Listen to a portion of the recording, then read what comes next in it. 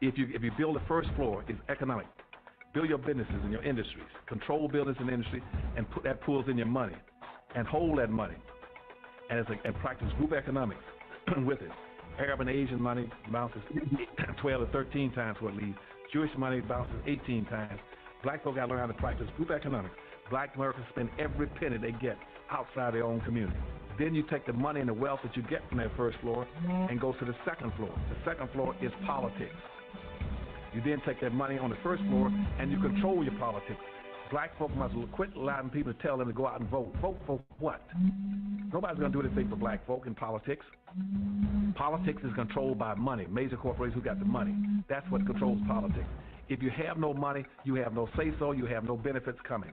So you take your money and you control, and you take your money from the first floor, you buy every politician on the second floor. And then the politician you can't buy, you rent or lease them to get what you need.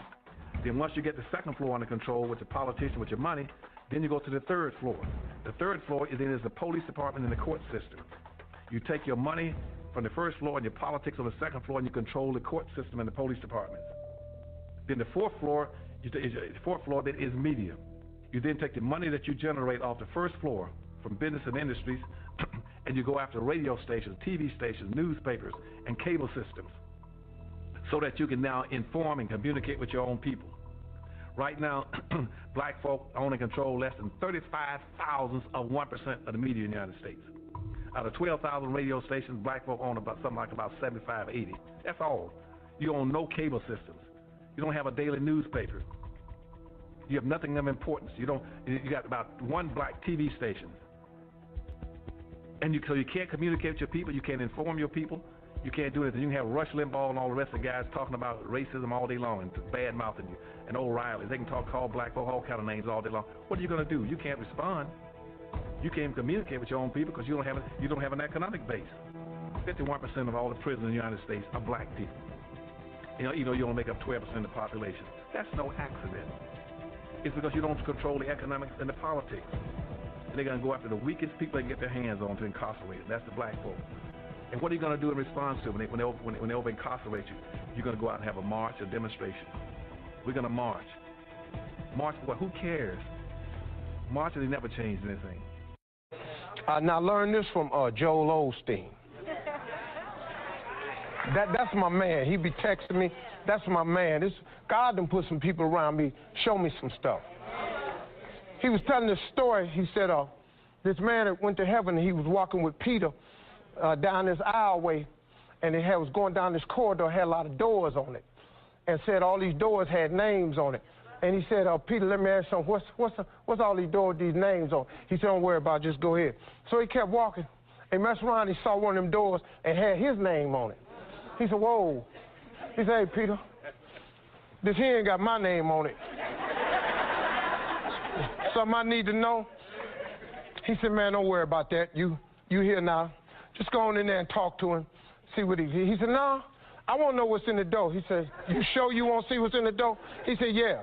So he opened up the door. It was a warehouse. It had numbered shelves on it. And then the shelves had none but packages. And all the packages had his name on them.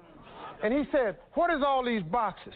He said, that's all of the blessings, all of the things God wanted to ship to you. But number one, you didn't ask him for it. Then number two, you didn't believe you would have it. Then you doubted him. And then you felt like you wasn't worthy.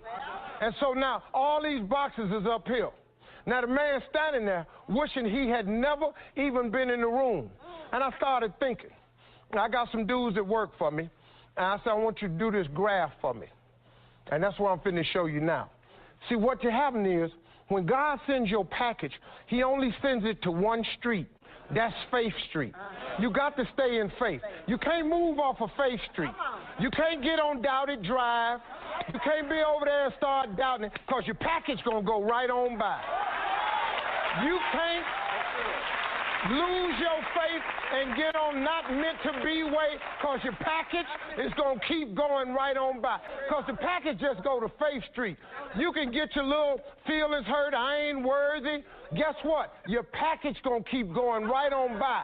You have not because you ask not.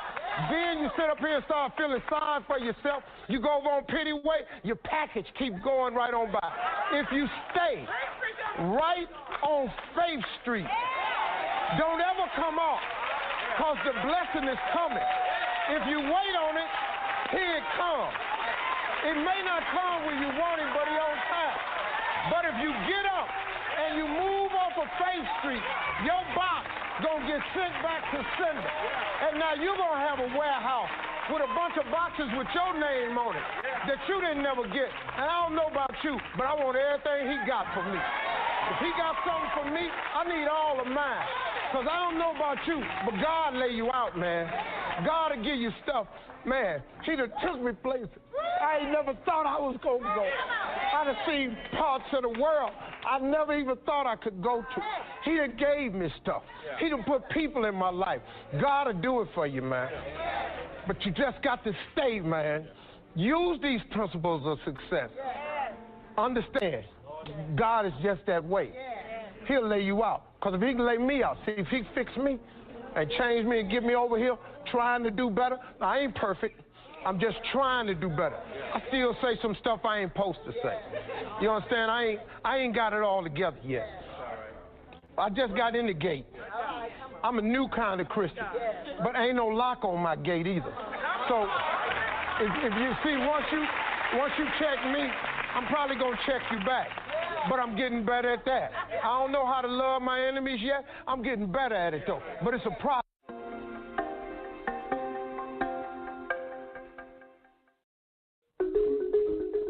People who live in towns and cities in Uganda and many other African countries have some access to grid electricity to light their homes and power their businesses. But many rural people aren't connected at all. But simply waiting for the grid to arrive isn't good enough for entrepreneurs like Moses Akera. He recognizes there's a good business to be made harnessing the power of the sun. I really prefer solar to be used in the community like this because it remains the property of the clients. You don't pay bills and you don't buy fuel like somebody using generator. So solar energy is the best option for many rural Ugandans. But being new to the industry, many solar retailers like Moses were struggling to make their businesses a success. We don't have capacity to advertise ourselves, our products. We don't have capacity to have quality technical training. So the Rural Energy Foundation, a not-for-profit organization, introduced the Solar Now program in 2007. Its aim, to spread the benefits of electricity throughout rural Africa by providing training and support to existing solar retailers like Moses. And they encourage other retailers and entrepreneurs to start selling solar equipment from scratch. Most of these retailers need to be supported in terms of training so that they can be able to run their businesses better. They also need support in terms of market awareness because so many people out here in the field do not know about solar, so we need to come and enlighten them. As well as training, the Rural Energy Foundation loans retailers portable demonstration kits, which they use to drum up business in local markets. What we're trying to do is these people are off-grid and they do not have access to electricity. So we're trying to show them how solar can improve their lives. For instance, we try to show them how they can make money from solar. For instance, here with us we have a shaver, so they can use this to have barbershops. We also show them how they can use it to use light at their homes. See, when you have this light in your house, the children can study at night. They can use it in their shops to work longer hours, and they can use it at home. If retailers want to use the Solar Now brand, they have to commit to providing high-quality installations and good after-sales service. The Rural Energy Foundation helps them achieve this by training solar technicians. We're trying to get the entrepreneurs to sign service contracts, so when they sell the product, it also comes with after-sales service. Let's say they have to check to make a phone call to the customer after a certain period to check if the system is working, and then till after some time through the service contract, they also have to go and actually do the inspection of the system. The Rural Energy Foundation has trained over 200 retailers in 9 African countries.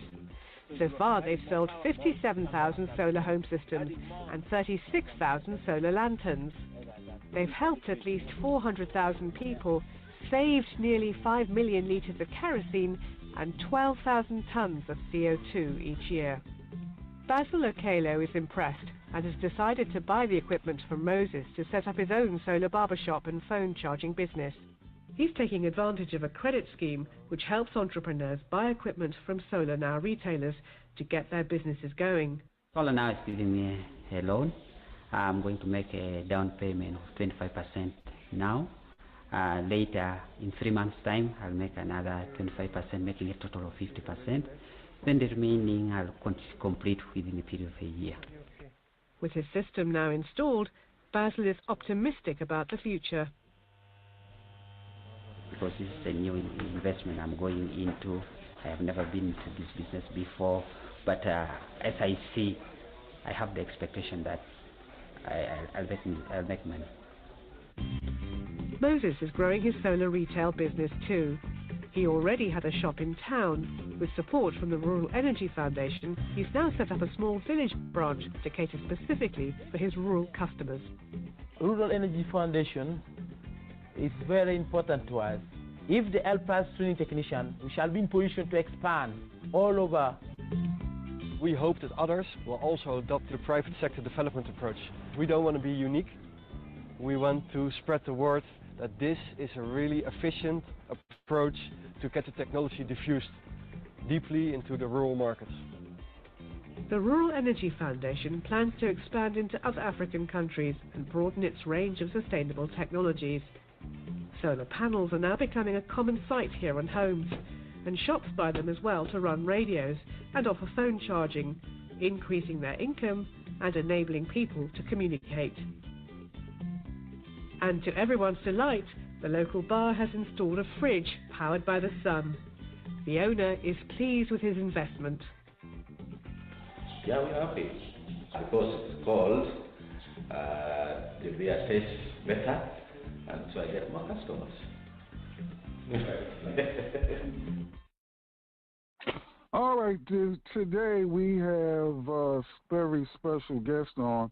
Matter of fact, before we introduce him now, the last audio I just played, which featured the Rural Energy Foundation, which is now Solar Now, primarily out of East Africa.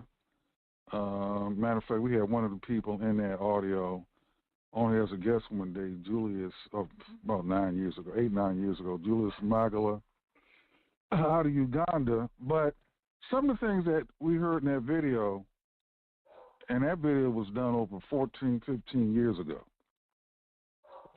I still haven't seen a solar barbershop in the United States yet. So there's a lot there. So what you're going to be hearing today is ahead of what I consider ahead of the curve information. If you act on it, you might be the first one in your neighborhood or a community, even town, if you're listening in the United States or Canada, to have this information and act on the technology that you'll hear about. We're primarily going to be talking about water. So if you got a high water bill, maybe your water bill has been shut off, you're going to get some information today where you can never have that problem again. So I titled today's podcast, Water Assets, Alternative Energy, and Weaponized Water. And if you had your water cut off, you take municipal water more than likely, because I consider municipal water systems weaponized water systems. If you don't pay the water bill for whatever reason, they'll shut you off, which is, well, I'll get into that later. So today we have a very special guest, Ronnie Dansby. And good morning, Ronnie. Hi, good morning. How are you? How's everybody? Fine, fine. Ronnie, tell us a little bit about yourself and your company. We'll start there. Well, let me give an introduction to myself. First of all, I'd like to say to everybody, my concept comes from the fact that I'm a Marine. and proud to be that. This is Marine Corps birthday. I want to shout out to all the brothers of November 10th, and especially those black brothers out there, because we know now that we started in the Marine Corps not at the Moffett Point Marines, but in 1776 April, we had the first black Marines. He's now recognized all over the world as Keto. So that's part of me. The next thing is that I have years and years of industrial maintenance and repair, over 40 years doing that. And the last job I had was with the Grand Coulee Dam, which is the largest producing energy system in the world. It's not the biggest, but produce more energy than anywhere else. Now, the reason I'm talking about that is because I'm here representing SGR Designs and Investments, and I'll give you a little overview of that. SGR stands for Sensible Global Resource Design. That stems from years of research and experience on my part, going all over back 40 years when I started Solar Space Enterprises. That was a lot further and a lot earlier than most people were talking about alternative energy. However, with that, we need to look at what we're headed into today, and that is the water systems. We look at the water system as just being something that we do, but we need to stop and think about that, because just as we have blood in our veins, the water is part of us. It's part of our responsibility to the global governance and the global stewardship of the environment. And that's each one of us has that responsibility. We seem to not remember or not think about the systems that we have each day. And each one of us who has a house or have a place to live in needs to understand that everything that comes in and goes out of that house is part of what we as individuals, as families, as communities put back into the system. So let's talk about that some. Well, they just came up with a big infrastructure investment and jobs creation act for the federal government. Well, why is that? The reason for that is that if we don't take care of the infrastructure, we don't take care of ourselves. Just as if we don't take care of our blood, we don't live very long. We are 98% water. We walk around and we know that. Well, it's the same thing with the environment. Now, what we need to look at is that the water that comes into the house and the water that goes out of the house actually contains part of us. It is the things that we do in our house. So what do we do? SGR Design wrote a program some time ago, back in 2008, for the Department of Labor, in which is called micro hydropower generation. Well, that was an overview of how we can take the water that comes into the house from storms, from the bathroom, from sink, from the dishwasher, and stuff like that, recirculate that through the system so that we're not putting things into the infrastructure. So that means we take the pressure off of the infrastructure. We don't put the grain in there. We don't put all the other stuff in there. The black water still goes to the basic system, but we recycle the water that we need or that we can use for watering the grass, for washing the clothes, and stuff like that. I had laid out here a overview of what I was going to talk about, but I heard some of the other things we were talking about. So what we want to look at is how we can facilitate the use of our gray water, reusing it in the house. If we... Ronnie, yeah. Ronnie, well, hold on, man. Could you explain some distinctions here? What is gray water versus black water versus fresh water? Because most people don't know these terms. That's a very good question. Most people don't even think about what gray water is. When we talk about gray water, we're talking about water that is reusable. That's water that comes from the kitchen sink, water that comes from the dishwasher, water that comes from the shower, water that comes from the wash basin. Okay, that's the gray water. The black water is the water that actually goes into the toilet. I'm not going to deal with that that water kind of actually needs to go to the landfill, needs to go to the sewer system because we need that power in the system. And the fresh water comes from the basic concept, from the rain, from the water that the systems in the different municipalities give us that comes from the water pipes.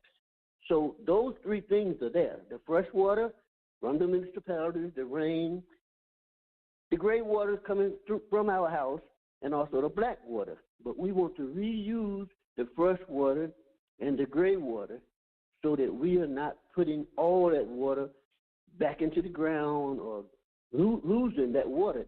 We're paying for it twice. We're paying for it when it comes in the house, and then we're paying for it when it goes out of the house. So we can alleviate some of that cost by not putting all of that water back into the system. So just that they got a meter on the front of your house when it comes in, we need to start looking at how we can put a meter on the back end and say, because this water is not going back into the landfill or back into the pipes. So we actually helping with the infrastructure, investment, and job creation. That's because we're doing some of the pressure off of that. Now, I can give you a whole bunch of questions, but Brother Lee, I'd rather for you to ask me some other questions so that I can answer the questions, because you know your audience better than I do, because I got a lot of technical stuff, and the things that I'm talking about now is just way, as you say, way ahead of what the average person would look like, because I'm talking about how you set up the systems and things like that. I just want to. Okay, well, let's simplify things a little. Now, if a person that lives in a large, a heavily populated city, New York, Miami, San Francisco, San Antonio, those places, they typically, people that they live in those places, they're taking municipal water, and that's coming typically from a city monopoly, or a city that has monopolized the water system for water. And then if you don't, now I'll give one example. Like in Baltimore, Maryland, most of the people, practically everybody in that town takes municipal water from the city of Baltimore. Now, if you don't pay that water bill, because people do get high water bills for one reason or another, then they can assess a lien to your property. Yeah, that's true. That is very true. Hello? I lost you. Did I lose you? Hello? Well, hey folks, and welcome to Solar Cabin Channel. I've got a neat little project for you I call the Multi-Shack. This is one of my homeless housing solutions designs. And some of you probably don't know this, but I was homeless twice in my life. The first time was when I was trying to get into college, and I had lost my job. All right, I got kicked out. I got booted out. Yeah, I see. Anyway, I where did that come from? Yeah, I got booted out. I had to call back in. But anyway, so there have been people, like, when you go to some of these large cities like Baltimore, Detroit, Flint, Michigan, whatever, you see these sometimes blocks of properties that are boarded up. If you look at the history of a lot of those properties, the mortgage was paid off. The bank or the lending institution was paid off. But the city came in and foreclosed on these properties because the household didn't pay the water bill. Exactly. And that's because the typical, and that's why I call it a weaponized water system. But because the average household does not know anything about water management or the different distinctions of water. So, like in Washington, D.C., you cannot drill a well in your backyard or whatever on your property to get groundwater. Now, where I'm at in Florida, Okay, I got a well that's where I get my water, and I got a reverse osmosis system on it. So so what would you recommend, technology-wise, if a person wanted to reduce and or eliminate paying a water bill, yet get all the water that they need for their daily use? Well, the technology has shown that we don't need to drill a well. In Africa, they're also using a system where you can use a rod and put it into the ground, and from just the air, okay, it goes through the osmosis through the system and creates water for you. But we're not talking about that. We don't want to try to do that because look, we need to understand that we got to have the flow of the water into the system because the system is set up. We just can't pull everything out of that. So we don't want to do that. But we can use the water that comes in a more feasible manner and with less cost by not putting the water back into the system. We have the technology to create a micro hydropower generation system from the water that comes into the house with the use of gyros, with the use of the technology, because in conjunction with the solar energy, the wind technology, that water can be recirculated and reused. So that will alleviate some of those problems. It also takes some of the water out, and it reduces the stress on the infrastructure for when we have storms like that, because that water comes in and we could have tanks around our house so that water is stored. They've had this technology for a long time. They just didn't push it now. Okay. All right, why do you think they haven't pushed it? Well, they haven't pushed it because it takes money out of the water flow, and it takes money out of the municipalities, okay? That's the one part of the looking at it. That takes money out of the municipality. If you become an individual structure or an individual entity in your home, like they're doing now with they paying people for solar, then they would also have to do the same thing with the water. And so that takes the money out of the municipalities, and that takes some of the revenue out of the system. You can do that, and they have grants now, even for micro hydropower generation. They have small federal grants to do those type of systems.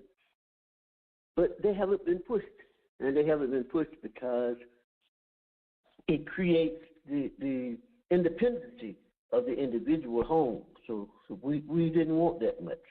You know, that's one of the things they got to stay away from. Well, and you're absolutely right. A lot of like in New York City, Chicago, all those big cities, they don't want you to be energy independent. Because, well, for instance, let me use D.C. again. In Washington, right, the city of Washington, D.C., they have control of the water. Now, of course, you can get in the yellow pages and call the Culligan man and have water delivered to you. But in some places, because like over 40,000 liters of water hits the average roof, average size home here in the United States, I believe, like 42,000 liters or something like that, 41,000 liters of water. But however, most people are not even thinking about, wait a minute, how can I harness that rainwater? And they're not thinking that way because, well, that's a whole nother podcast on what I call the miseducation of the average citizen on this basic stuff. Yeah, I mean, even the example you gave with a stick, modern man, we have some people that have that knowledge. I mean, I need to learn that myself. But I think we need to get control of it. I don't mean the divine rod. I mean, there's a system that you can put. There's a system where you can put a steel rod down into the ground, and it has like a windmill on it, and it generates water from the system. I have to dip that up, just like I did with the micro hydropower generations. I have to pull that up. They are usually in parts of Africa now, but that's a system you can use in the ground. It's not like a divining rod. Everywhere got water in the ground, so they can't stop us from doing that. It's just that they don't want to release that technology to you. Okay. But that's a new system. Let me ask you this. Let me ask you this now. I buy land now. So one of the things like you said, there's water underground. It's all over the planet. Yeah. It's just how do we get it out of the ground? So one of the things that I look at is vegetation. So like this, the first 4 acres that I purchased, it had lots of trees and it's a lot of plant life there, and it's all green. So I know, and nobody's watering that, no man-made system. So I know that there's a lot of groundwater there. Then I looked up how many gallons per acre, and that's like over 300,000 acres.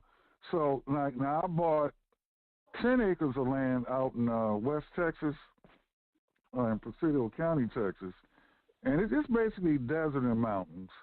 However, they do have some vegetation out there, which lets me know, all right, we might have to drill a little bit deeper, but the water is there. But now going back to this technology that you were talking about, if a person wanted to take advantage of that type of technology, about how much out of pocket would they need? Well, it depends on how versed you want to do. The first thing is that you got to put in some tanks. So I talked to somebody yesterday because I knew it was coming on today. So let's say we're talking about $25,000-$30,000 to get started with the investment. But that's a small investment when you look at the return in 5 to 7 years. And that would just be for putting up the butt gutters with some gyros in it and maybe some pipes to go with the tanks.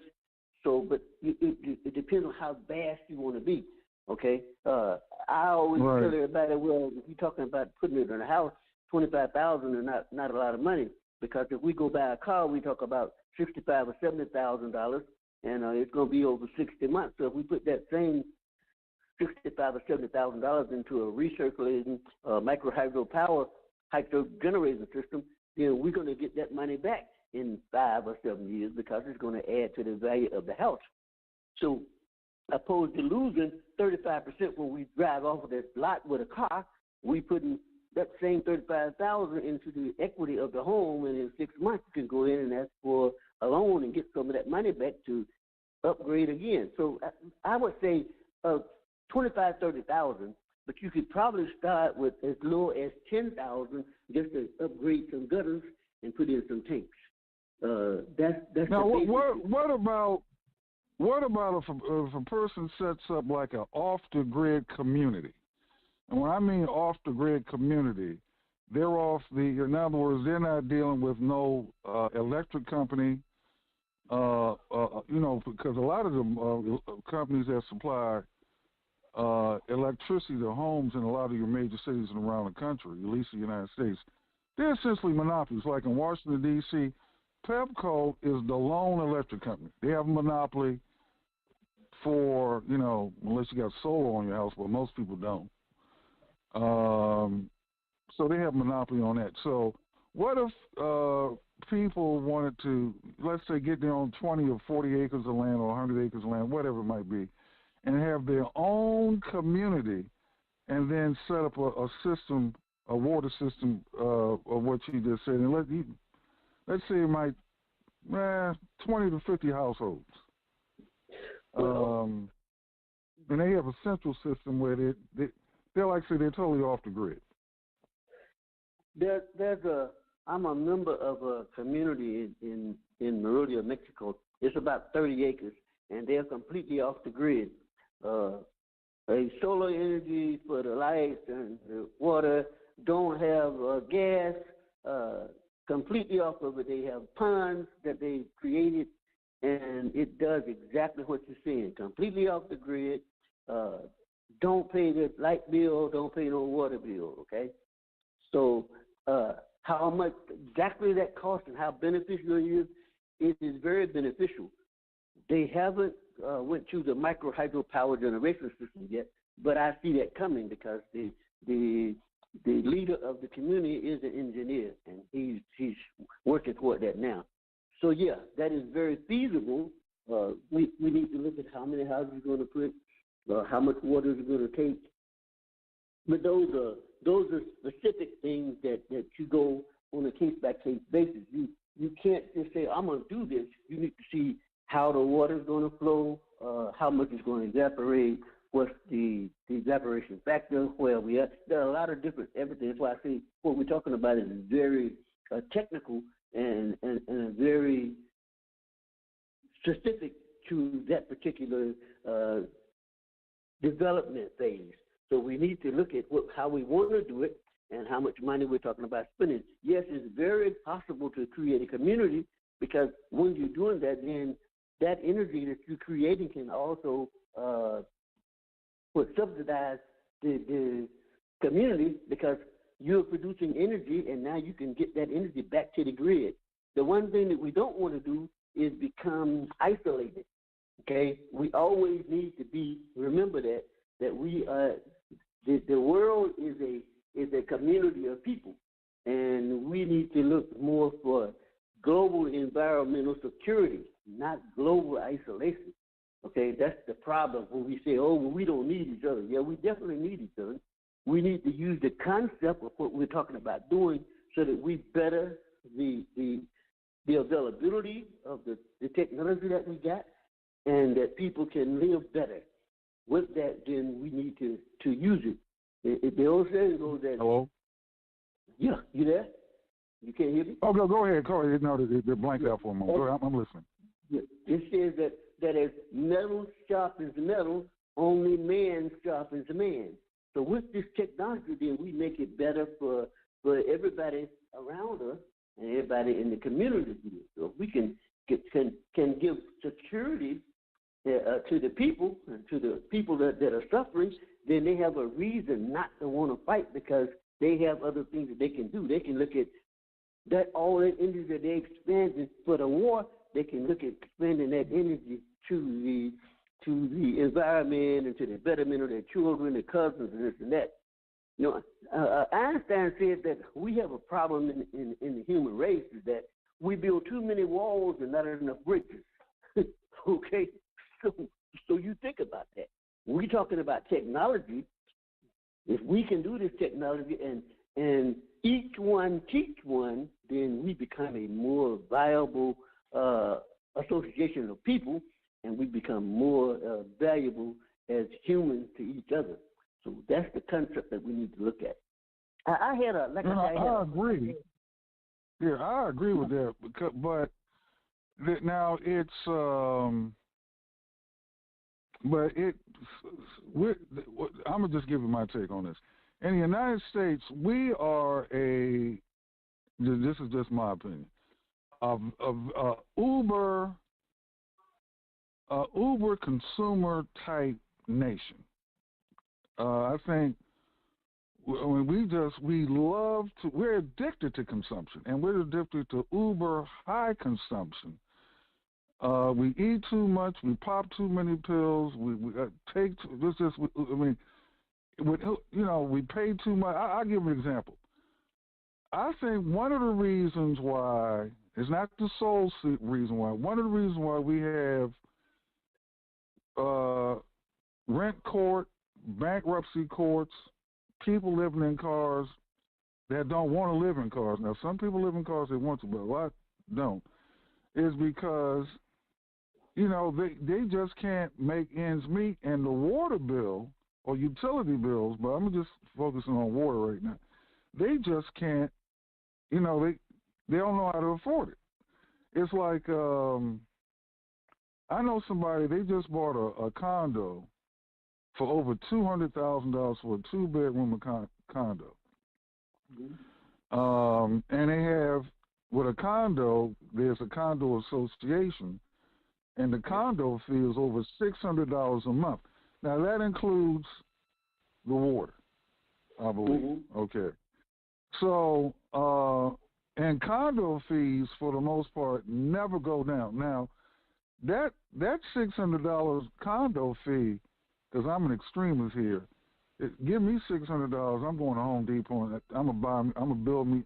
I'm not paying. I don't want to have a mortgage. Just give them by a bank or anything like that. And I don't want to pay utility bills. So I won't get into a situation like that. But what I see, that's one of the reasons why I had you on as a guest today, is what I see, and that's why I played that audio right before you came on from the Rural Energy Foundation. I see more and more people. Now I don't know what it's not on a critical mass basis yet, because the conversation that we're having today, I think we're 15 to 20 years into the future. Although you can do things right now based on what you're talking about, is people setting up communities where there are no mortgage payments. No, everybody's got a house that's paid for. And that's not a far stretch, because the Amish and the Mennonites do that now. When they build a house, they get friends, relatives, cousins, whatever. They get together and they build a house, and there's no Bank of America, there's no FHA, there's no from day one. All right. Also, I believe now there's maps of those communities that you can see on the internet, but I think what you're talking about could lead to an industry of off-the-grid communities where not only there are no mortgage payments or rent payments, but there are no utility bills as far as a water or electricity. Yet you have all the electricity that you need, and you have all the water that you need.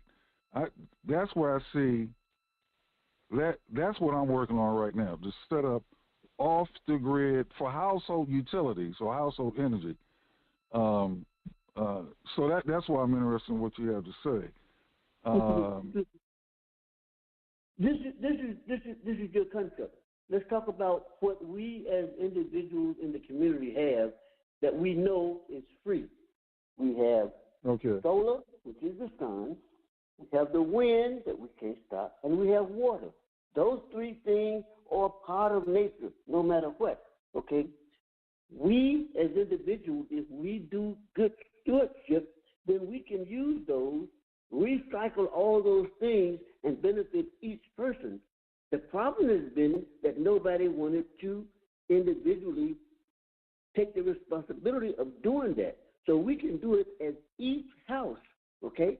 Each one teach one. You say we're a long range, but we're not. You see, out of every adversity comes some greater benefit. What we have now for the adversity is we have the storms coming in and tearing up things. We have the infrastructure collapsing, okay, and the bridge falling down, okay? So out of all of that, then now we got a big push for the infrastructure investment. But you know, infra came from the word sprint, for below, okay? And structure meaning construction. So it means below the construction. We know that we're standing and we walk and talk on the earth, but we forget that the infrastructure is not the house.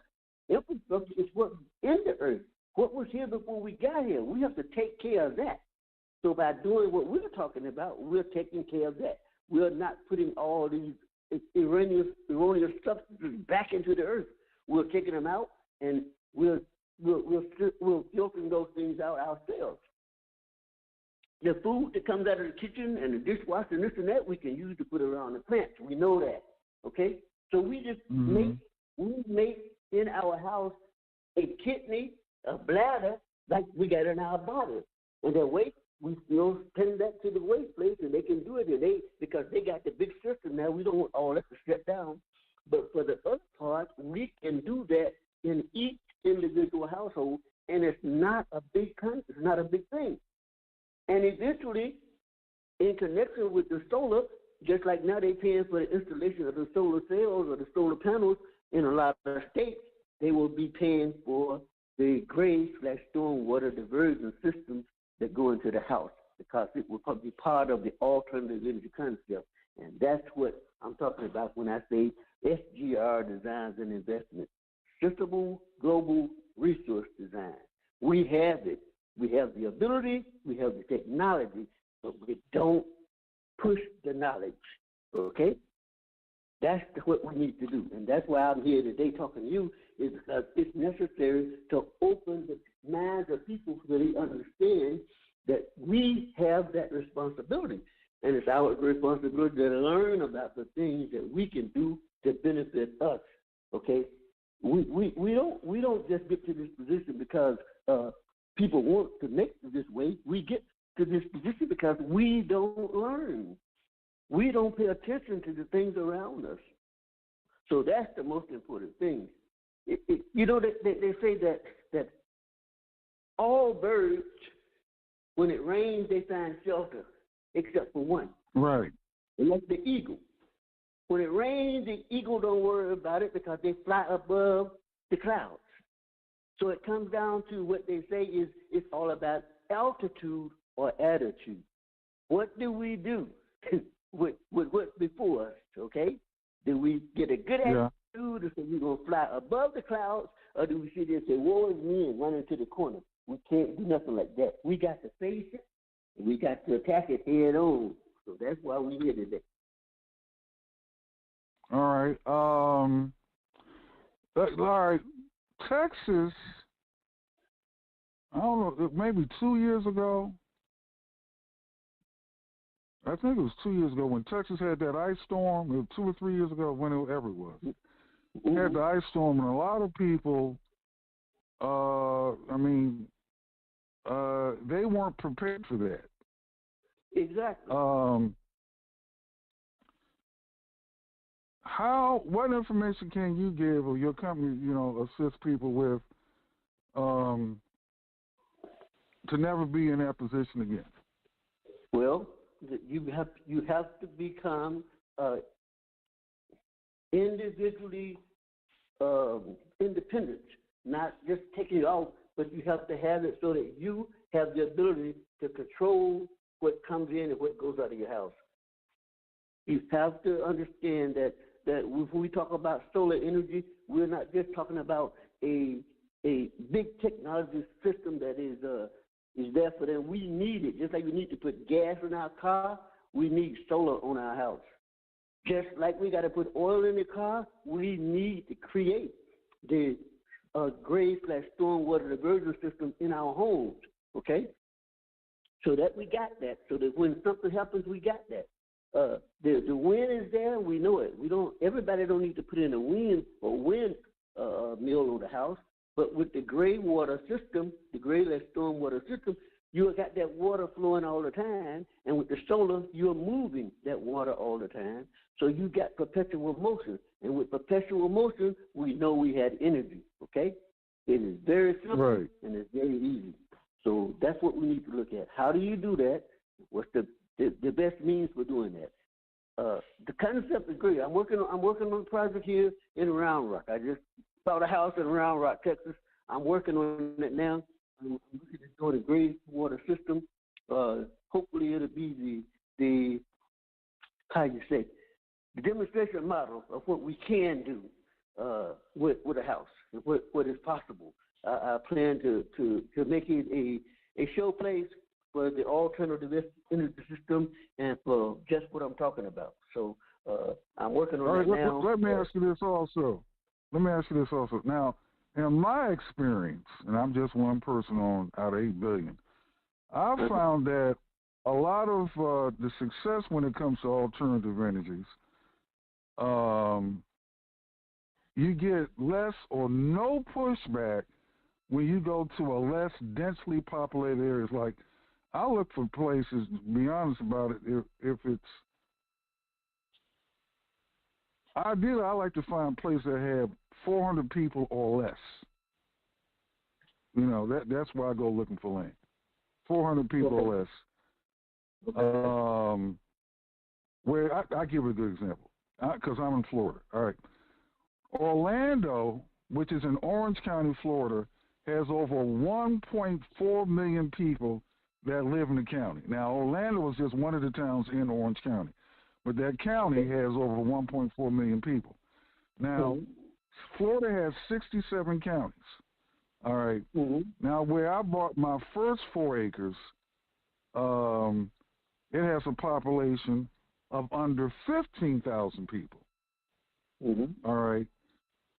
So I can do things there legally that I can't do in a more densely populated, that I can't do in Orange County or Dade County where Miami is, or, where I'm at right now. So with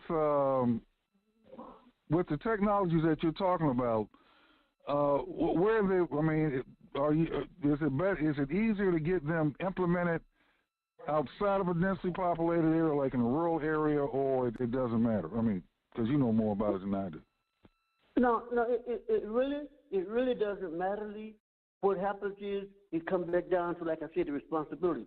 Remember, when you buy a house, that's your house, okay? Maybe you can't do what other people around you do, but on your individual house, the things that I just told you about don't affect nobody but you.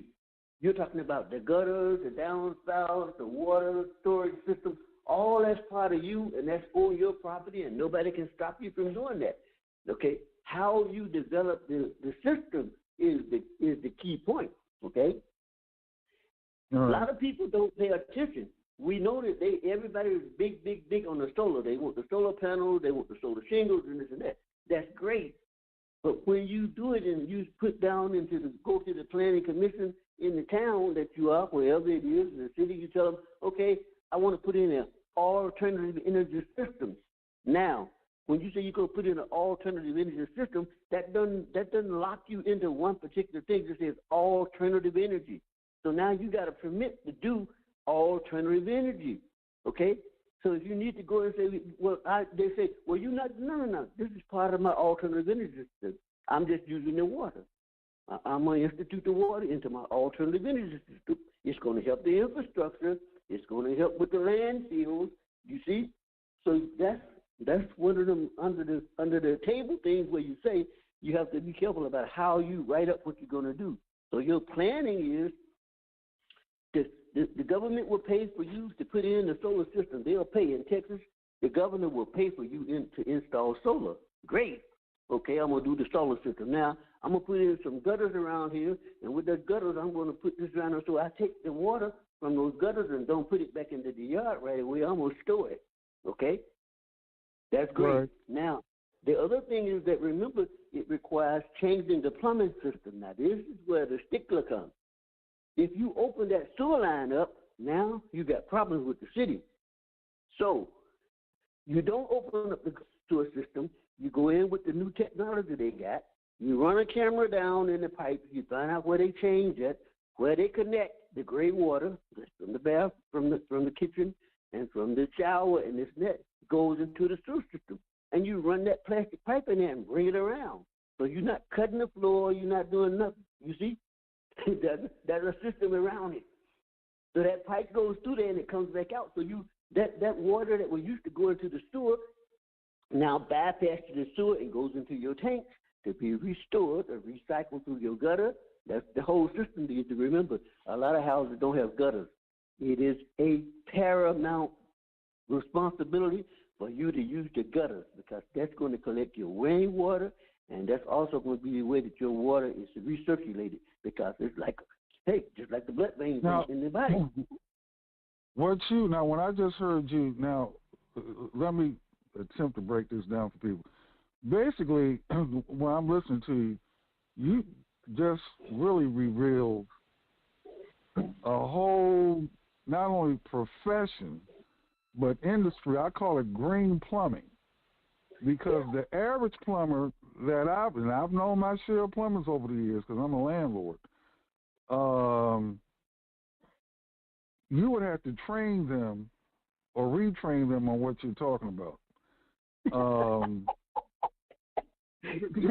Like I'm only one person now, but I've been in housing since 1983, and I don't know. And once again, my term for it is a green plumber.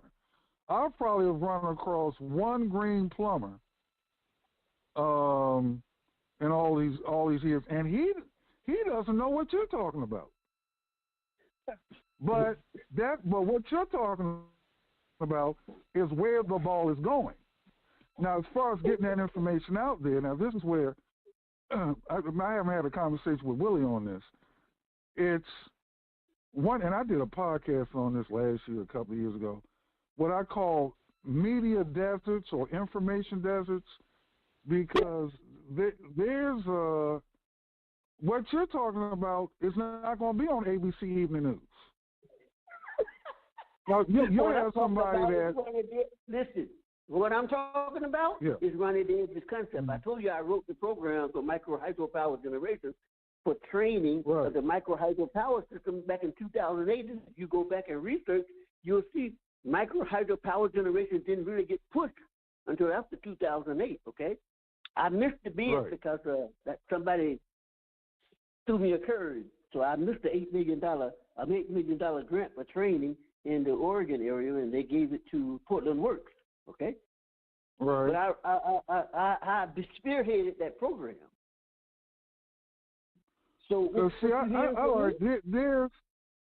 there's like, from my research about give or take, 108,000 communities in the United States. I'm talking about towns that have a population of 1 or 2 people, all the way up to New York City that's got over 8 or 9 million people in the city proper. You know, so I like. I mean, there are over 3,800 ghost towns in the United States. So see, I see the technology that you're talking about. It's because you're talking about trillions of dollars worth of information you're giving out. I know that. Listen, Lee. But me and you know about it, and Willie knows something about it. But anyway, we're gonna have you on here many more times because, like I said, I'm looking at off the grid communities.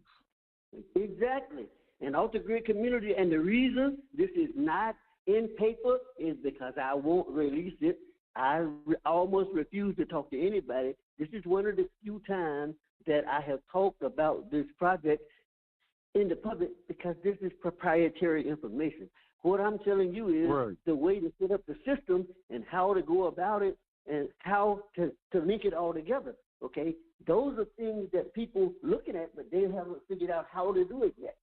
You see, I'm talking about, I'm not only talking about with the new construction, I'm talking about we're going to go in and retrofit the old houses. We're going to go in and retrofit so we don't have to tear up the plumbing system so that we can make this system work. So that means we can use all the houses that's here already, which means we got a viable product already.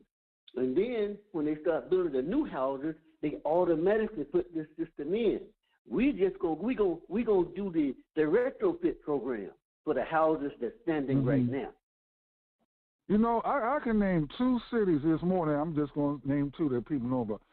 Detroit, Michigan can use your services right now, and Flint, Michigan can use it. Well, I finished school. But the problem is they don't know that they don't know. That's the problem. Exactly. They don't know that they don't know. Well, listen, I had when I started this morning, I started out. I had 9 points that I was going to talk about. Okay, and there was an introduction, there was a presentation, there was a topic, there was responsibility. We talked about the infrastructure. We talked about the grades, water systems, and once we talk about that, we want to talk about the DOE, the DOT, and the Bureau of Reclamation.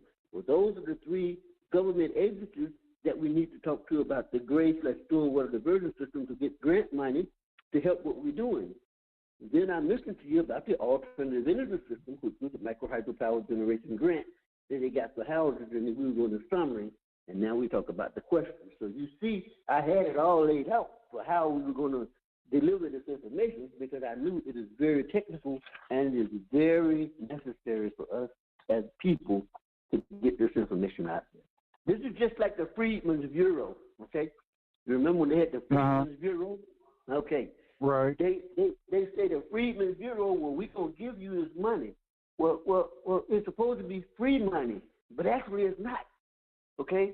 They gave the money to the overseer for the sector, 640 acres of land, but then he stole it to us. And he said, okay, but you owe me this money, so you're leasing this land, which is the same thing they're doing now with the water, with the electric, when they come in and you can't pay, so they take your property. It's exactly the same system.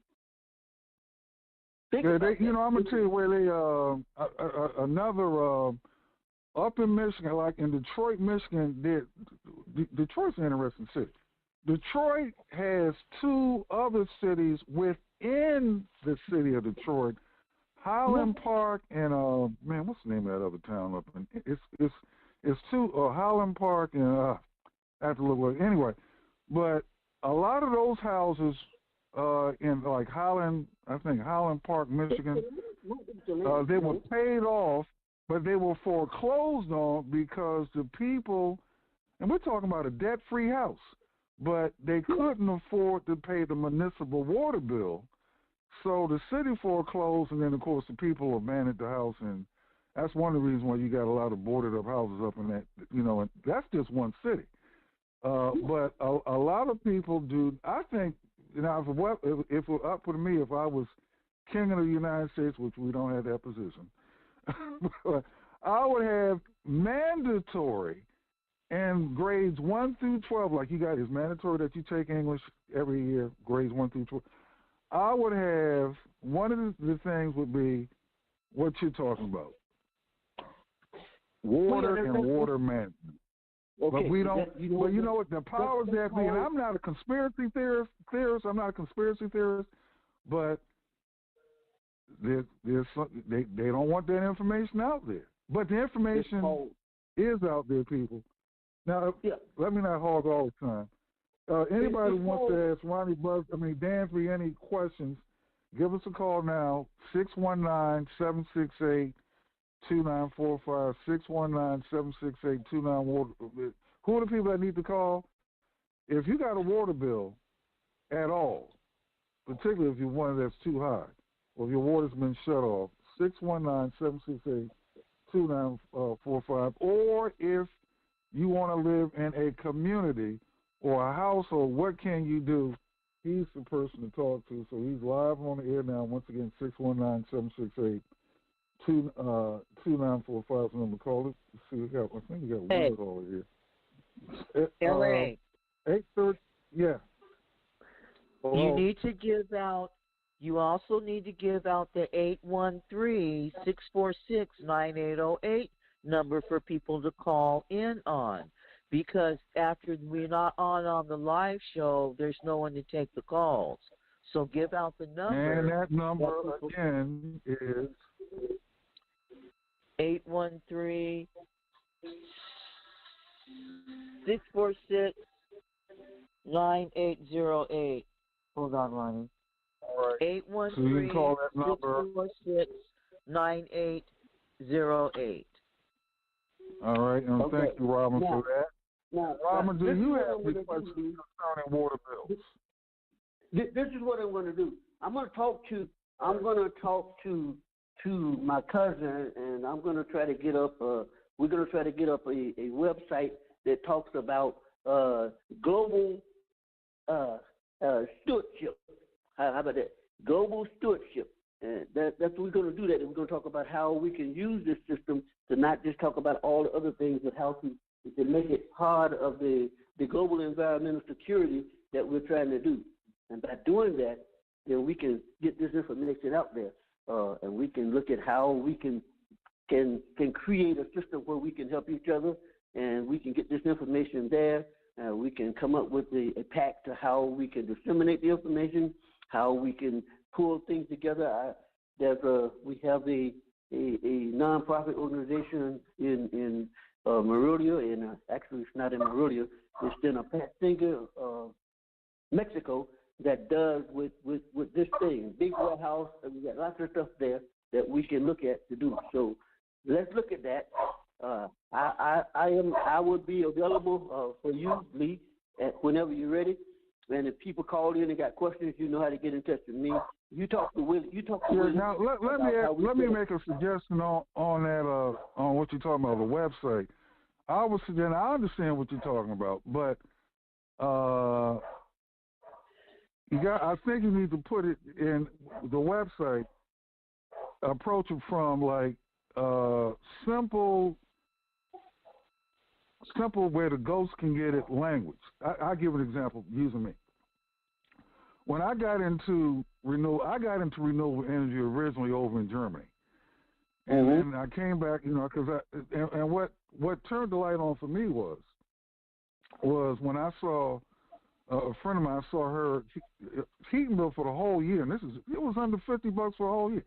But biofuels and I got used to the vocabulary.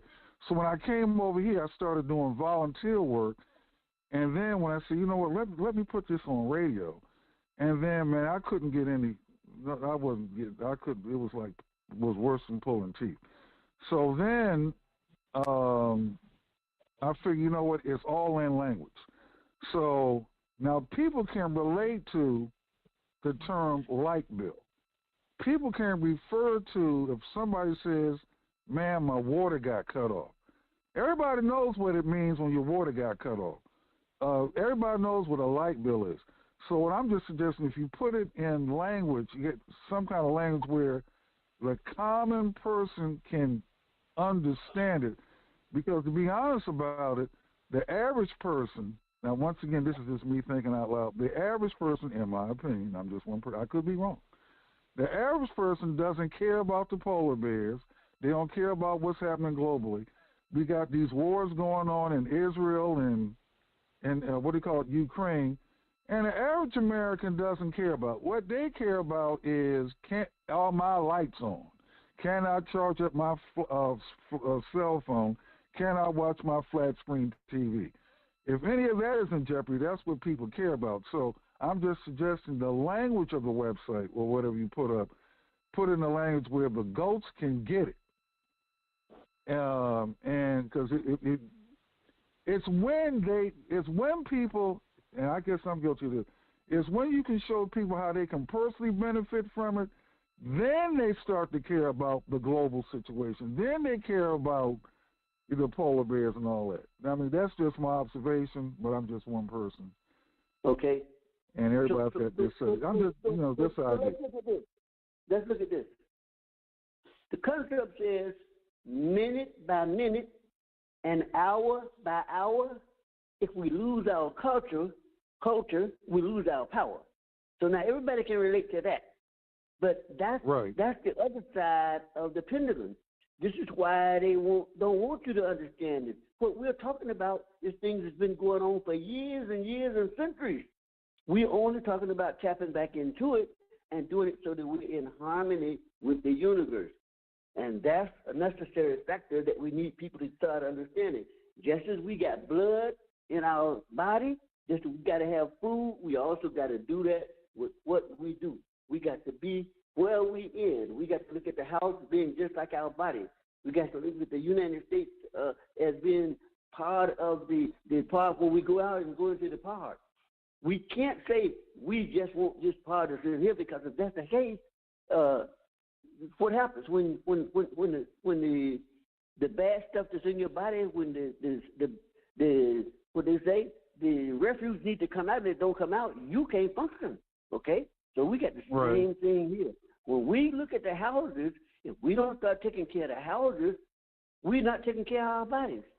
So that's I'll make it as plain as you can get. I say I'm gonna let you talk to Willie, and Willie can talk to me about how we can set it up, and I'll just answer the questions because I got a lot of technical stuff that is not the average person is just not going to be ready to deal with. So we can give them the basics, but as far as doing the pilot project, there are not many people that's going to even want to be involved. Once the system is there and they can see it and they can say this is working, then they'll say okay. So we need to get information. We need to give them inspiration to action first. Okay. And then we need to create inspirational dissatisfaction, not being happy with the way they are because they didn't know. So that's what we got to do.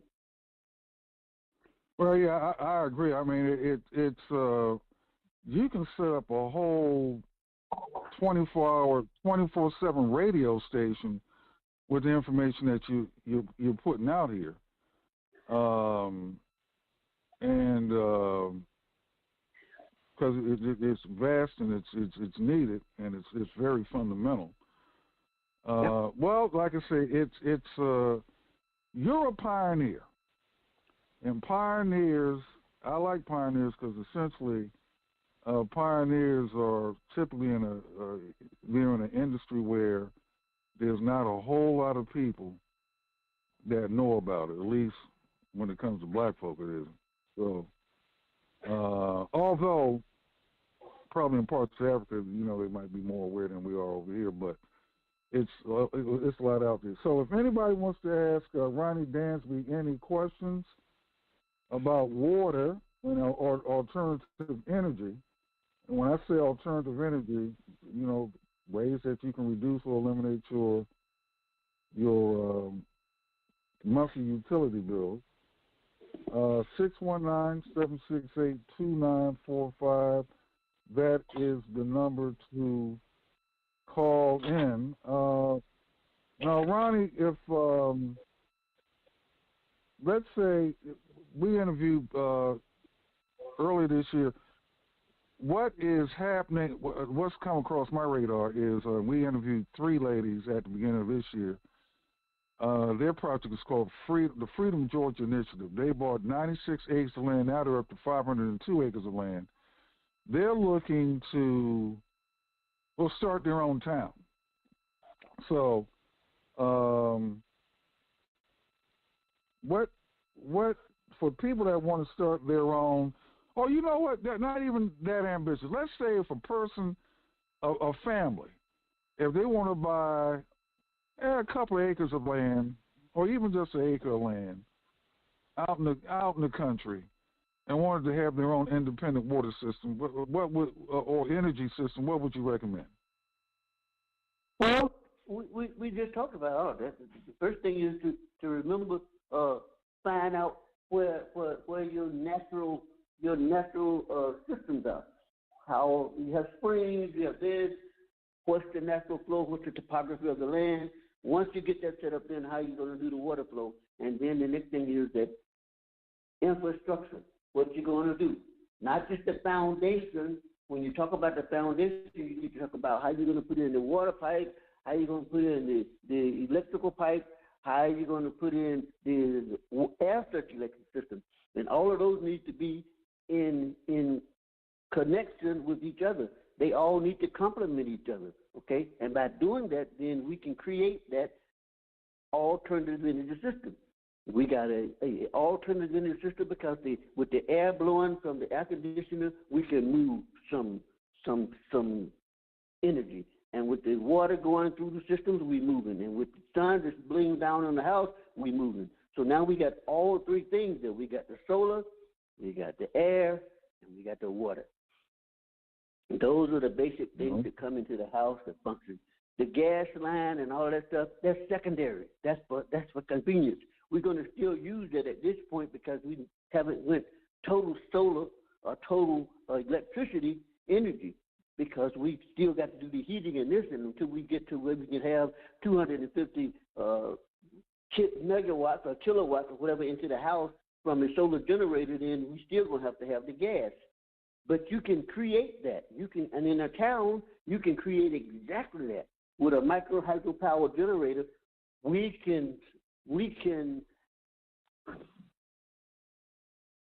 mobilize and we can give functional utilities to the whole community, to the whole acre of land or to the whole 500 acres of land. It's just about how we diverse the energy systems. So it's not a big thing, and it's not rocket science. Everything I'm telling you about is now already in the system. It's just how you put it together. This is nothing new, okay? That is nothing new at all. Okay, we got a caller here, 254 area code. Your mic is open. Good morning. I was thinking that with this system that he's talking about, it will reduce the demand on the dams. They always talking about they're running out of water at the dam and all that. So it will reduce the need for water from the reservoirs and the rivers, dams, etc. And so it would actually save the country water by doing one of these systems. Oh, yeah, particularly out west. Yeah, particularly out west, Exactly. We talked about that. That is called an infrastructure reduction, okay? That's the stress on the infrastructure is because we don't put that there. What we need to understand is that when the water comes onto the roof, it washes off that sand from the shingles. When the sand goes into the pipes, it eats the pipe stuff, okay? So because that's friction that goes through there. So, yeah, it goes somewhere, and you got to take that out with a bar gate to pull that grit out of the system so that the water can continue to flow. Otherwise, it gets clogged all up and don't flow. So we reduce the flow, we create more restrictions, and that creates heat, and that creates what? Wear. So, yes, you're correct. With this system, we alleviate the problem of the infrastructure. That is the water, the demand for the water, because we are now recirculating the water that comes in. So the water that comes in stays into the system. We can always add water to the system. We don't never want to take completely off the grid if we don't have to in the houses that are here now. But in a new concept, you don't have to worry about that because everything is going to be in a closed-loop system.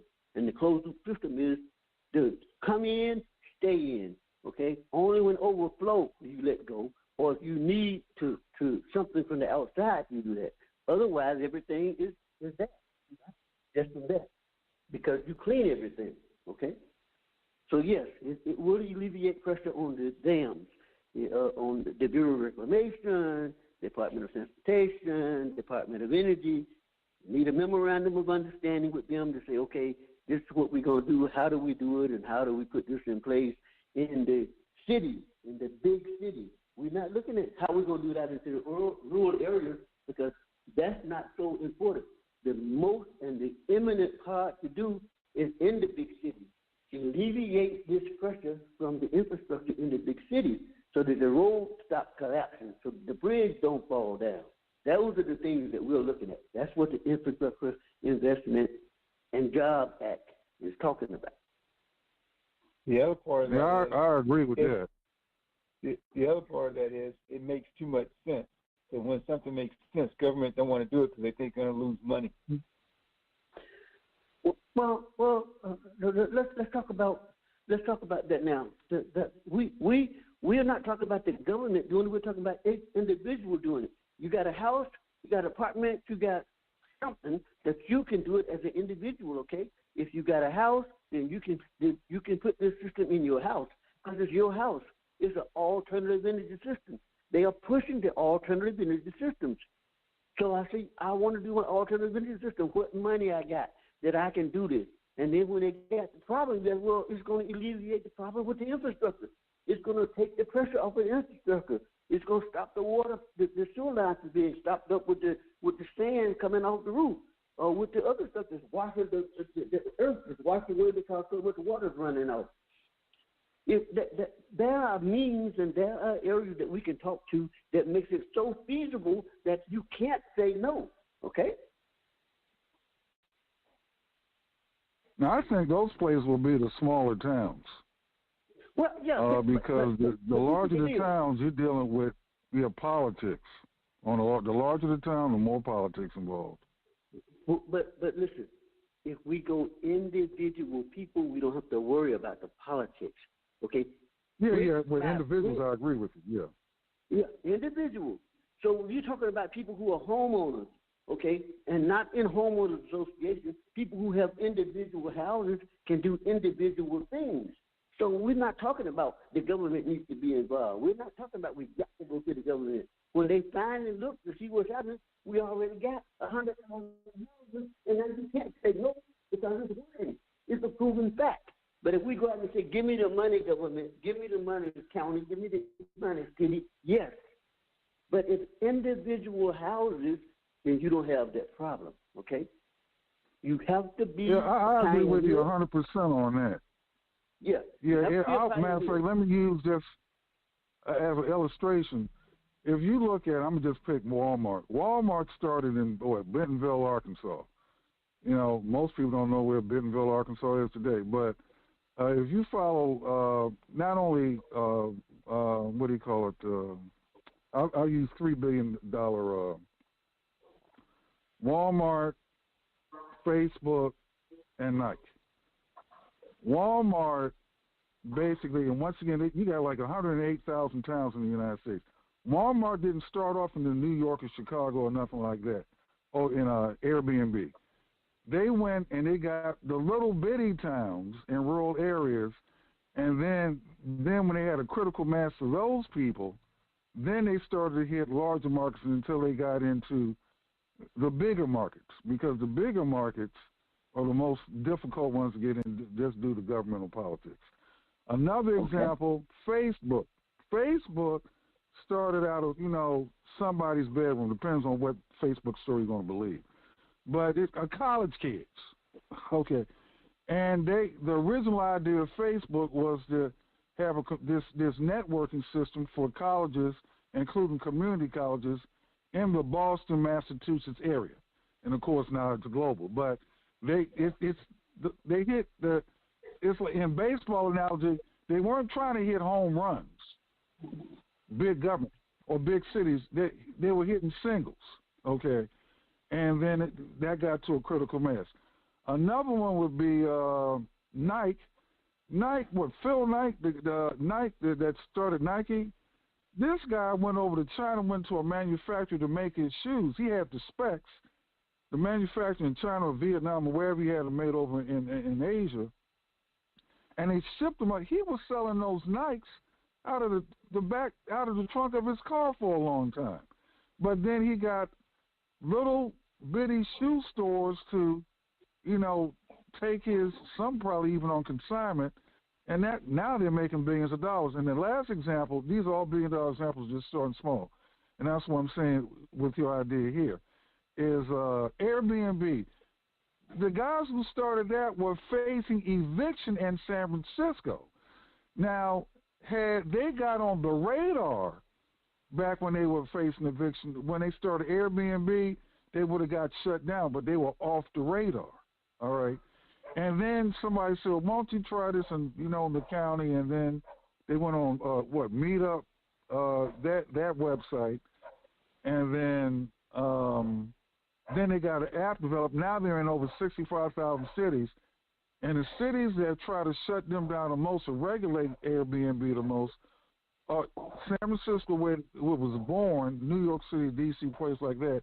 But it doesn't matter to them because they're in over 65,000 cities globally where you can basically do what you want to do.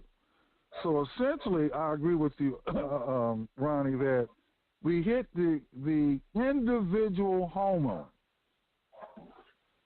Get those people, and the rest will take care of itself. Exactly. Now let me give you the concept of the three things that you talked about. When those people started those things, the information technology system was very minimal. But now we don't have to worry about that because the information system is so vast that once we get this information out there, it's going to take off like white hot heat. Okay? Once we get the few houses done and this information hits the system about how it can do it, each homeowner gets in, goes poof, like somebody else, because each one teach one. Every homeowner that does this is going to tell his friend, going to tell his neighbor, going to tell his cousin, going to tell. Okay, so now we got everybody who wants to do it. That's homeowners. Okay, so then we can go with the construction people and say, hey, we demand that you put this into the system to the houses that you're building. We become the pioneer. We become the retrofit technology for it. Okay, and we do it where we need it. We do it at the houses that are already built in the city. Because if we don't alleviate the problems in the cities, it doesn't matter. Okay, we still got the problems in the cities. What we need to do is not create a Band-Aid out there in the rural area. We need to go to the emergency room and take care of the problem where the problem is, and that is in the city. We need to make it a viable operational system, house by house in the city. Okay, we need Ronnie, to follow that. Ronnie, and you're right. That's a good analogy because there's a lot. There's been some big emergency rooms in the city when it comes to household energy. Did you read the book, The Green Collar Economy by Van Jones? No. I well, didn't. Van Jones, prior to Barack Obama getting elected the first time, Van Jones, he wrote a book called The Green Collar Economy. If you bought the book, you would probably consume that book in a night, or definitely within a week. The Green Collar Economy by Van Jones. Mm-hmm. And what you're talking about is what Van Jones was talking about. You give the technical side and the vision side of what Van Jones wrote in the book, The Green Collar Economy. Yeah. And I give you an example now. Van Jones, who for those of you who don't know who Van Jones is, and I'll see if I can get him on the show. I did a volunteer assignment in Washington, D.C., where it was, we went into the hood. And this hood, now they're white hoods, but this was a black hood, okay, in Washington, D.C. And the people that I was with I was the only black one because I hang around in green circles, those type of people. So they came over and did this. We did this thing trying to introduce black folks that lived in this neighborhood in Washington, D.C. on, green technology, going green and all this. And the keynote person that was going to be there that day was Van Jones. Now, once again, this is before Barack Obama. Barack Obama was on the radar, but he hadn't been elected president yet.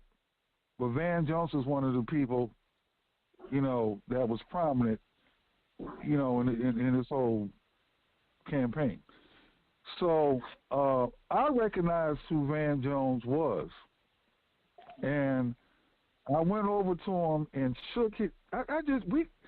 As soon as I shook his hand, he got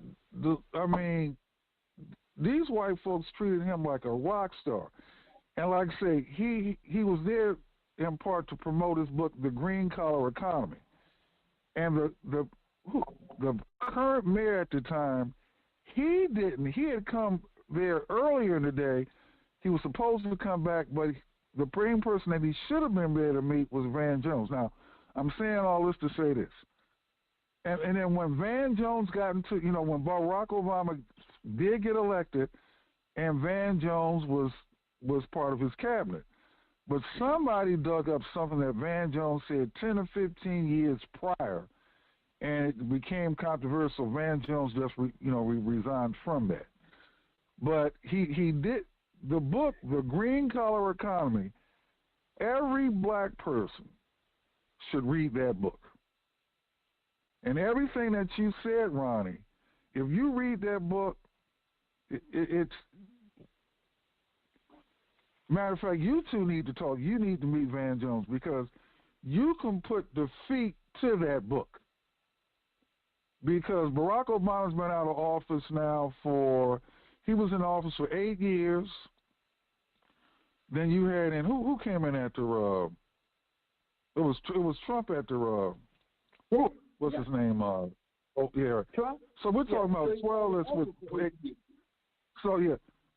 So the principles that was in that book, The Green Collar Economy by Van Jones, you can probably get a copy of it if you go to Amazon or Kindle and get it loaded to your book or whatever your favorite device is.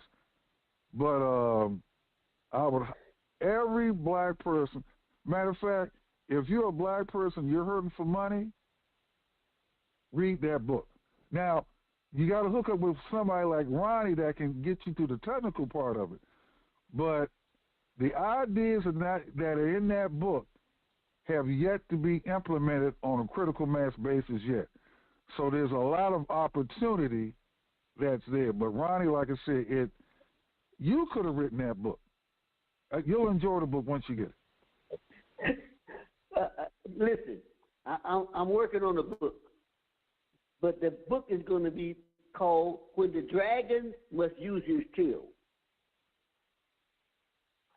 Think about that. Give us, all right. When the dragon must use his tail. Okay, that's where we are. Exactly what you're talking about there. We know that things are there, and everybody's looking at, oh, yeah, and this and that. But we're not doing that. We're going to come from the back, and we're going to take the tail and wipe away all of these misconceptions about how the world should operate. Okay? The tail is going to remove all those cobwebs of people's eyes, okay?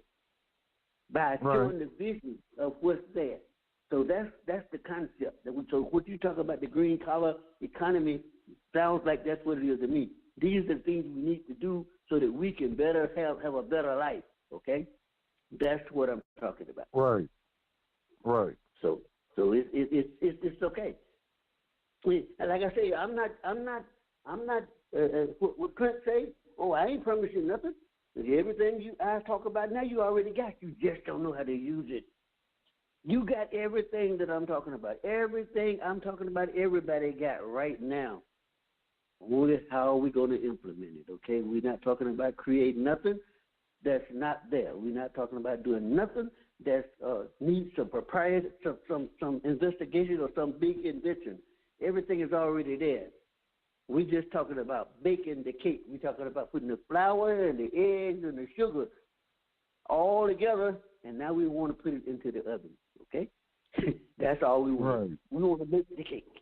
We got the ingredients. Let's bake the cake. So that's where I am with it, okay? It's just I hadn't talked to anybody because most of the time when I'm talking to people, they're looking at me like I'm way out there in the stratosphere somewhere, and it's like, what are you talking about? Well, hey, that don't make no sense. But I know the time was coming. It says one thing says that don't worry about what's happening. It wasn't your time yet. But when it's time, God will put you where you need to be. So I believe in that. So I just keep going. I don't worry about it. Stumbling block or a learning process. Which one? All right. Ronnie, let me read real quick here. I'm on Wikipedia what Wikipedia says about the book by Van Jones, The Green Collar Economy. It says The Green Collar Economy. The title of the book is The Green Collar Economy: How One Solution Can Fix Our Two Biggest Problems. It's a 2008 book by Van Jones. It outlines a plan for simultaneously solving socioeconomic inequality and environmental problems. The book has received favorable reviews. Al Gore, Nancy Pelosi, all those people. The book is a detailed proposal for a Green New Deal. Jones describes the opportunity to create thousands of low and medium-skilled jobs to help conserve energy. For example, insulating older homes and buildings, use alternative energy sources like solar panels. He emphasizes that these would be local jobs that could not be exported. With appropriate incentives and programs, the jobs could create inner cities and thereby lift people out of poverty. According to Jones, Americans can ensure the approaching green wave lifts all boats, calls for a mass movement to tackle the United States ecologically and economic crisis. And that's what, but that's over here. But anyway,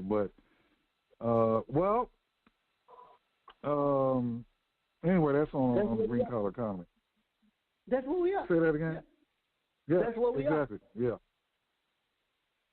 So by doing the houses, the kind of system I'm talking about, you don't need a whole lot of technical training to install the system. Okay, anybody can put up a gutter with a ladder, and so it's how you're going to put the growth in the gutter. Anybody can put in water tanks. It's just how you're going to make the water tanks connect with each other. Anybody can lay plumbing pipe or pipes that circulate water through an irrigation system. It's what we're going to do with those pipes that's in the irrigation system, how we use that water. And it's there. It's just that we're not using it to the full potential. People forget that. We're not creating nothing. We ain't creating nothing. Everything we need is here. It says, I give you everything. I give it to you. You just have to figure out how to use it. So we need to stop throwing away things and start recycling things. And we don't recycle the clothes and the pots, and we need to recycle the things that's most important. That is the energy that we get from the sun, that is the wind we get from the air, that is the water that comes from the earth. Just like the blood of the body. We need to do that for each individual house. Well, we got to include you in our 2004 plans. That's for sure. Reduce, reuse, and recycle. Exactly. Or in some cases, you upcycle. Yeah. That's remember renewable energy. I take you back to this. We want to go with this. We want to start saying, when they start saying renewable, we want to say sun, wind, and water. Wind, and water. That's the way I measure wealth. I measure wealth differently than most people. I don't use dollars and cents or government issued legal tender. My three, I have four primary versions of wealth I go by.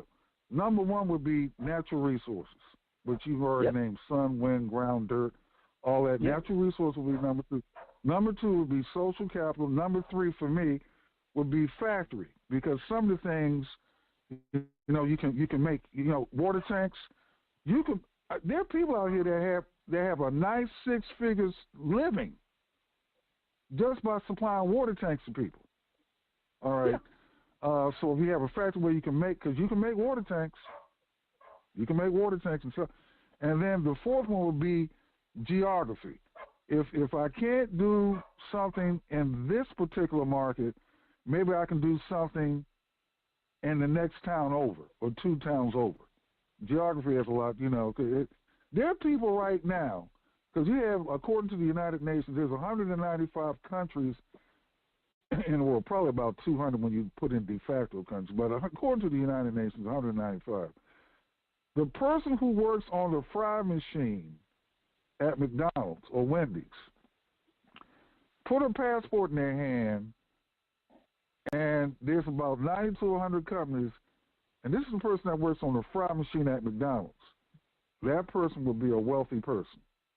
They might not be wealthy here in the United States if they live in Los Angeles, but they would be if you even if it's Mexico. So, there are different ways to measure wealth, so you're hitting on some high notes here today. Any other questions for Ronnie Dansby today? Willie, Robin, Delmar, if you're there. Okay. Ronnie, and if a person wants to get in touch with you, did I hear somebody? I'm here.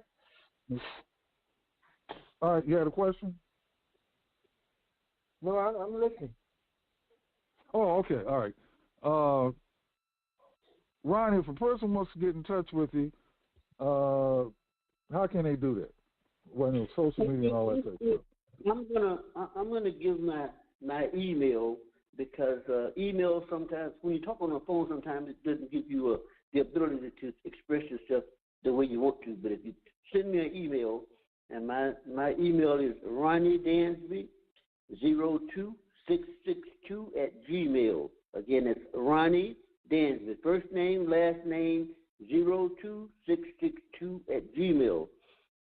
I'm 24/7 going through these systems trying to find things. You send me an email, I get back with you, and from there we can see what we can do. And then Lee gave you this number to call in for questions, and that's 813-646-9808. Call into that number, give Lee some information, tell him what you want, and then we'll converse, and he'll get in touch with me, and then we can connect that way. So maybe it's better for doing that than send me an email. You send me an email, I'm probably going to end up sending it to Lee so he can discuss it on his podcast. So, but again, if you want to contact me directly, Ronnie Dansby, 02662 at gmail.com. All right, don't go anywhere, anybody. Huh? Hey, we're going to get that number up. I want to play this audio, then we're going to come right back to you. Hold on, I want to play this audio real quick. And now, an exclusive first look at the upcoming documentary, 7 a.m. Because true economic science is a branch of military science. War and money go hand in hand. Most wars are fights so people can make more money, and war is money. That means what? That the European American is not about to prepare black children to compete with his children for control of the economic sector. It's not going to happen. So if black people want this science, we got to teach it, we got to study it, and we're going to have to make some mistakes in perfecting it because we're still babies in the water of global economic commerce. As African people, we are financially illiterate. So we should not be surprised that we're so economically backward because we were never taught how to be economically forward. Our education in America has not provided or prepared us to be able to compete with Europeans economically. The historically black college was designed to do what? Teach you how to work for white people. Public schools, charter schools, parochial schools, independent schools. What is the purpose of education in America for black children right now? To teach them how to make a living working for white people. But I don't want the kids coming to my school to be going to class thinking that I'm learning this so I can go and get paid by a white person. They're going to be empowered to start their own business. When they leave that school, they're going to go into business. And why do we need our people to be self-sufficient? Because when you're not self-sufficient, you can't speak your mind. One of the biggest reasons why black people have been so cowardly in the post-civil rights movement, not standing up for ourselves, standing up for our children, standing up against police brutality, we're scared to lose our jobs. We have to work. We got kids. I can't talk about the racism on my job. I might lose it. So the reason why we're not speaking our mind is because we don't have economic freedom. As Mr. Garvey said, Marcus Garvey said, that a solid racial program must be built on a solid economic foundation. Show me your economic condition, and I'll show you your political condition. The political economy of the black community rests on the premise that because they do not make their own money, they are enslaved to Europeans. And as a result of that, they will never be able to do what needs to be done to carve out a future for their children, because the hand that pays is also the hand that rules them.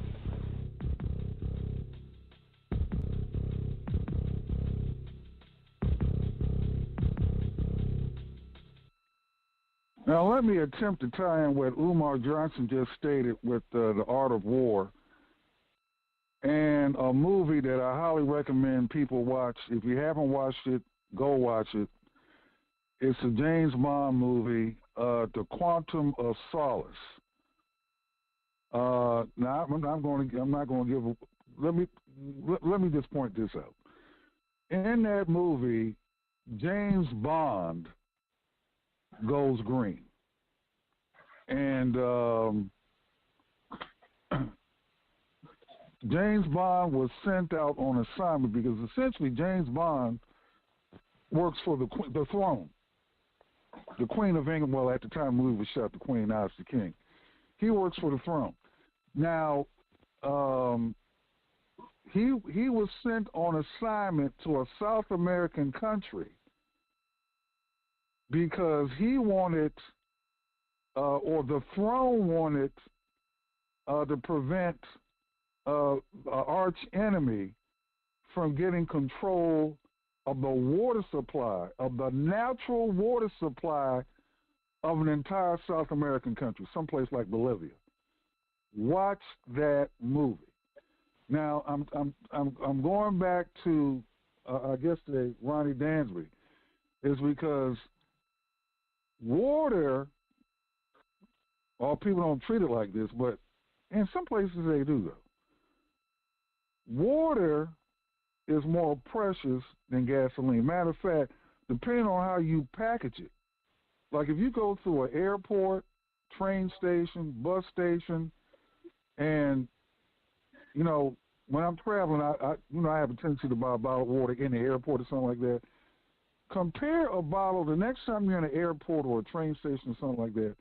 Compare a bottle of just a liter of Fiji water or whatever water that they're selling, a liter of it, compared to a liter of gas, and see which costs more, the water or the gas. In some areas of parts of the world, water is like, some people don't have water every day. They don't have access every day. So Ronnie has given you, if you act on the information that he's given you, the sky's the limit. I'll just put it that way. I'm not even going to put a dollar amount on it. The sky's the limit. And there's a lot of, because what he's talking about, there's virtually, now I missed the memo on it, you can start a business or businesses out of what he's talked about today, and you virtually have no competition. I mean, Ronnie, am I right or wrong on that? I don't know. I mean, you won't know more about it than I do. I don't think that anybody will be able to do the full scope of what I'm talking about, because there's a lot of proprietary information that is there.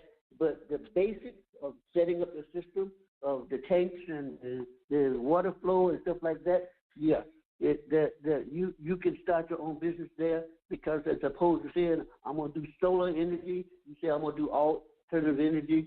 And they say, what is this? Well, I'm going to talk to you about how you're going to put in the solar cells. I'm going to talk to you about how you put the gutters and how you protect it. I'm going to talk to you about how to put in the water tank and how it recycles the water and helps the infrastructure. So, yeah, you could do that. With little or no training, because right now everything is packaged. Remember, the solar panels are there. All you got to do is stick them up and plug them in. The gutters are there. How you going to do that? And then it comes to the specifics. What you're going to do with the gutters, how you're going to change the water, what you're going to do with the tanks. So that's a lot of a lot of information because I understand that. I'm giving you a perspective for a business plan, because a lot of people just don't look at it. They don't even think about that. So when people ask me, well, why you didn't write your business plan? Because I'm not giving everybody my information. That's why. That's why. That makes sense. We got I don't know if she's still on. We have Madam Mayor. Are you still there? She probably ducked out for a moment. But Robin, she's got a 2-acre town called Mabontown in Texas. So that's something that Madam Mayor might want to look at in the immediate future. So, and I'm definitely looking at it, because this information needs to get out there. Not going to talk about it. You're not going to hear what he's been talking about for the last hour or so, 2 hours almost. You're not going to hear about it on the Today Show or Good Morning America or any number of news outlets. You got some real information here today. So thank you, Ronnie, for coming on. Thank you, Willie, for introducing us to I wanted to get with you and Willie about the prospectus of what I'm looking at doing and how we can do it and how we can go to get as many people involved as possible. You know, there's power in numbers, so that's what I'm looking at. Okay. Right. Yeah, there's definitely power in numbers. Yeah. So that's what we're doing.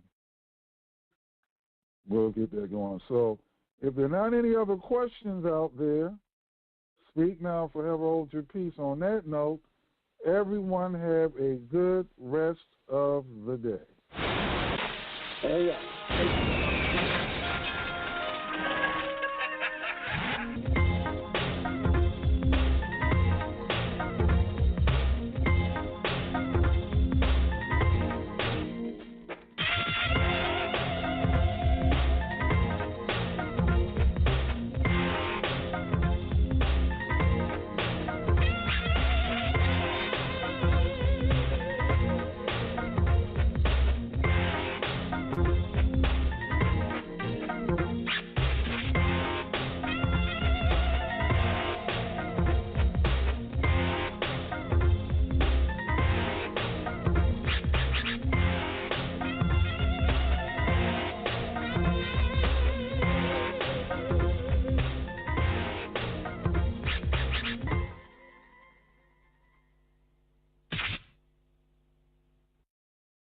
Thank you for using Blog Talk Radio.